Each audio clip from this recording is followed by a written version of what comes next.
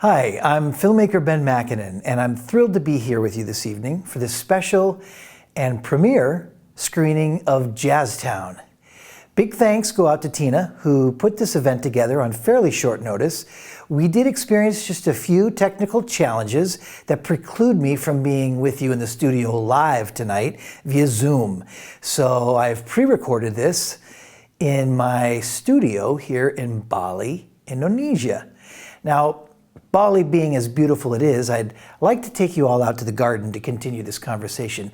I'll give you a little background into the making of JazzTown, and I'll share some of the other projects I'm developing that I hope you'll want to become involved with. Okay, but before we go out to the garden, I want to share a little trivia with you. Many of you know me as Ben Makinen, the drummer, having seen me on the stages of Colorado for the last 40 years, playing in blues bands, rock bands, a lot of jazz and Latin. But if we go back 20 years ago, I was playing percussion in the pit orchestra of the Central City Opera for the North American premiere of Benjamin Britten's Gloriana. So if any of you there in the audience tonight went to see that at the Central City Opera, we were there together. I think that's pretty cool and exciting to think about, given that I know some of you in the audience tonight enjoy the opera and the symphony. A little bit later in that season, in about 2002, 2003, I also did some percussion with the Colorado Symphony Orchestra. But that's another story. We'll get to that some other time. Let's go outside and talk about JazzTown and the International Modern Film Alliance. And remember, folks, part of what I do is made possible by donations from people like you, the patrons of the arts. A lot of these projects I want to share with the community are dependent upon the participation of patrons of the arts. And if you have any questions regarding my projects and questions regarding JazzTown, anything at all in your mind, please email me directly at benmakinen.com. I'm sorry, please email me directly at benmakinen@mac.com. BENMAKINEN @mac.com. I'd be happy to share with you any information you'd like. Okay, let's go out to the garden.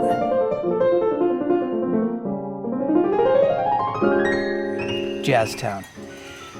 This is going to be particularly exciting, I believe, for you in the studio because many of you probably know and have known most of the people in this film, probably personally, and at least from sitting in the audience of many of Denver's finest jazz rooms over the past decades. Sadly, we've lost more than a few, and you'll see them on the screen. So be prepared to laugh and cry as we go down this exciting cinematic journey into a small part of Denver's jazz history. JazzTown is an ode to the great music masters who served as my mentors back in the late 80s and early 90s in Denver as I got my start as a professional drummer. These people graciously invited me on the stage, took me under their wing, and gave me some of the insider tips that you can't get in a university. I proceeded to collect interviews and B-roll footage because it became quite apparent to me that the beautiful surroundings, Colorado, Denver, the city and the mountains, everything, played a very important role in weaving us together. It was the canvas upon which all of these musicians lived their lives. So what is jazz? What does it take to live a life as a jazz musician? Where is jazz going?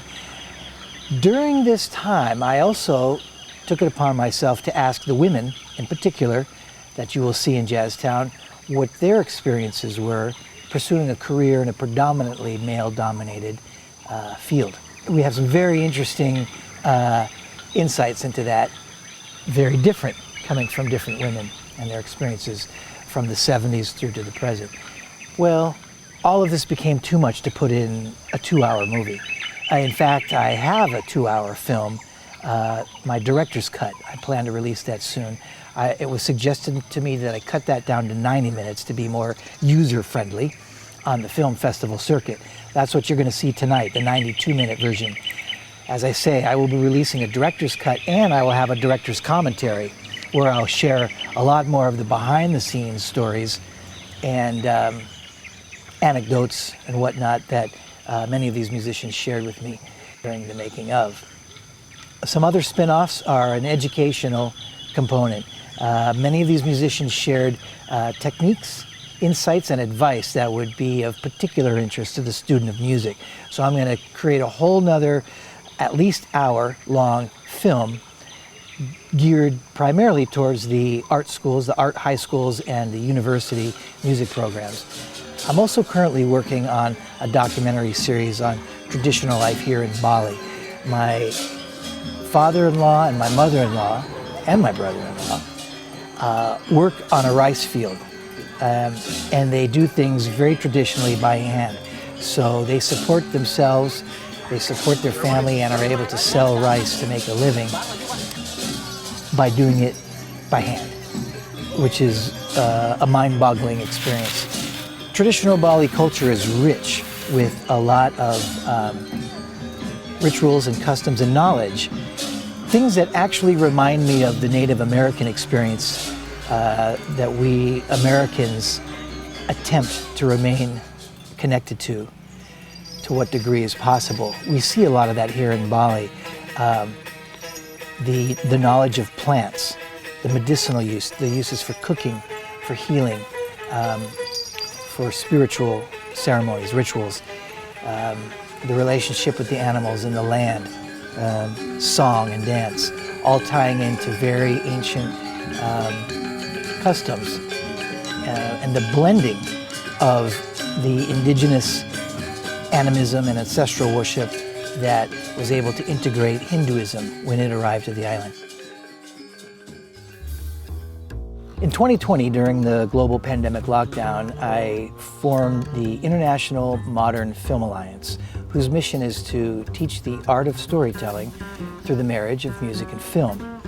I have 4 or 5 videos on my website that show the activities I've been up to, conducting workshops for children, young adults, and most recently, an Indonesian nonprofit for the disabled. We invited children from our local village to participate in a workshop where they were shown the earliest known black and white silent cartoon. Then we went to the studio and played on traditional Balinese instruments. We then took a short field trip to the ocean, and the children were invited to use the cell phone to take pictures. When we got back, we put the pictures and the music together with some of the video I had shot of them participating in the workshop. And through the marriage of music and film, music that they created themselves, we were able to make a short video. This is the same basic model we would use for the advanced student of film. And most recently, my work with a nonprofit here. This is an acting for film workshop I conducted in a local Indonesian nonprofit with the help of my wife, acting as an interpreter.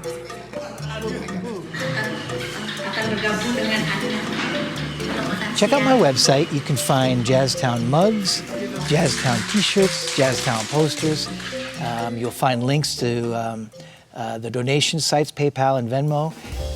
You'll stay up to date on all of the activities surrounding JazzTown and another one of its exciting spin-offs, Who Killed Jazz? Who Killed Jazz is a 22-minute short that dives directly into the economic struggles, if you will, that artists undertake, particularly when they pursue a career in music. So it's an exciting, action-packed documentary coming to theaters soon. Thank you again for inviting me into the new KUVO studio. I sincerely hope you enjoy JazzTown. Once again, please direct any questions you have directly to me at my email, benmakinen@mac.com. I will happily answer any questions you have about the film, about the things I'm up to. And if you're interested in donating or participating on a larger level, I have room for executive producer involvement with all of these film projects.